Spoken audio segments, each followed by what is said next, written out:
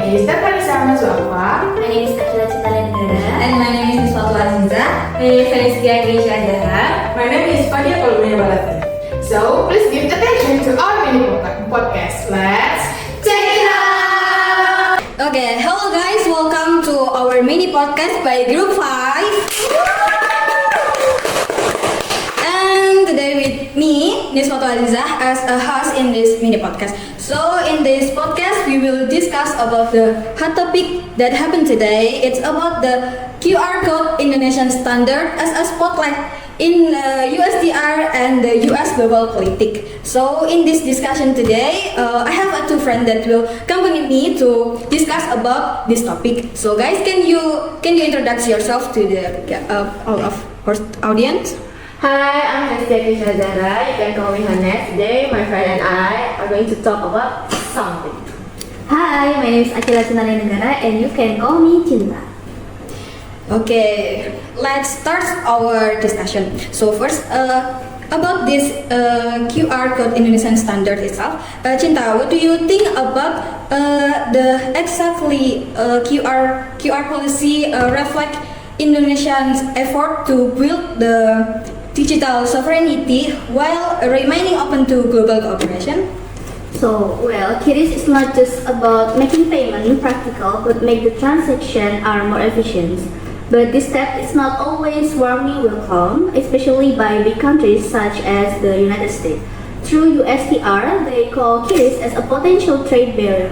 So that the close thing is Indonesia is also not closing itself off, but QRIS is already connected regionally through the ASEAN cross-country payment system.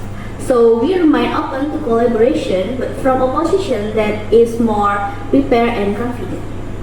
Okay, thank you. So, and the next for the Hanes, what's your opinion about the power imbalance between the developed and developing countries affect the way politics like QRIS are perceived internationally?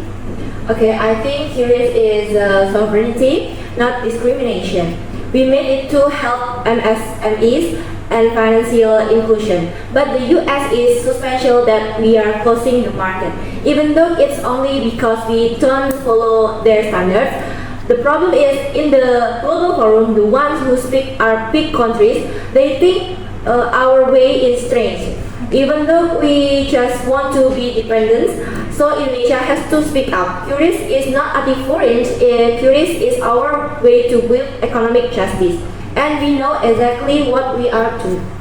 Okay, thank you for your argument. So for the next, for Cinta, what do you think about the impact of this QRIS policy on the governance and to the world digital economy, and how should Indonesia respond to these strategies? So the United States is starting to feel that QRIS is closing the door to foreign players only. But in fact, that Indonesia goals is financial inclusion and digital sovereignty.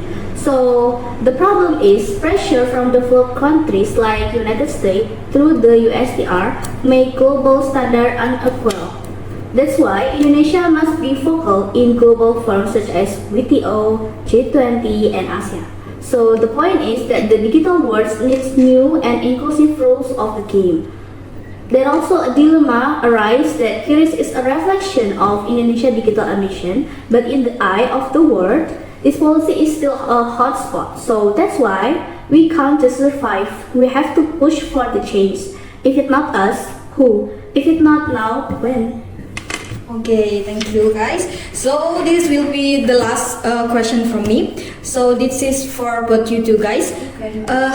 What's your opinion about the position of this QRIS in the context of trade diplomacy between Indonesia and US? So how USTR and American global politics respond to this policy, and then how about the influence to our domestic system payment system? Okay, in my opinion, QRIS is like a statement of Indonesia's digital stance. We want to be independent, not to keep following foreign technology trends. But yes, I also understand that the US can feel hot, especially if Curious makes it harder for foreign players like Visa to enter.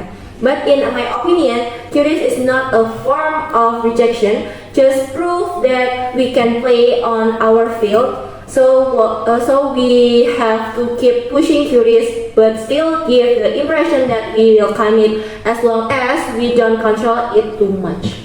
Okay, so Cinta, do you want to add something? Okay, I believe that USTR and the US global policy are a little bit sensitive. If they are developing countries that look to independent, they will immediately be active if there is a system like Curious that is considered to hinder their players. But actually, they show how unequal the global digital rules are. So like everything has to fit them. So in my opinion, Indonesia must be good at playing it safe, strong on the inside, but still diplomatic on the outside. Because in the end, Curious can be proof that we are not anti-foreigner. We just want a system that suits our own needs. So that is my opinion. Okay, that's enough for today. So, thank you for this discussion today. And then I hope that we have a nice discussion for the next time. So this is the mini podcast from the group 5. So guys, thank you very much and thank you. See you! Okay guys, thank you for watching our video and enjoy our mini podcast. And see you!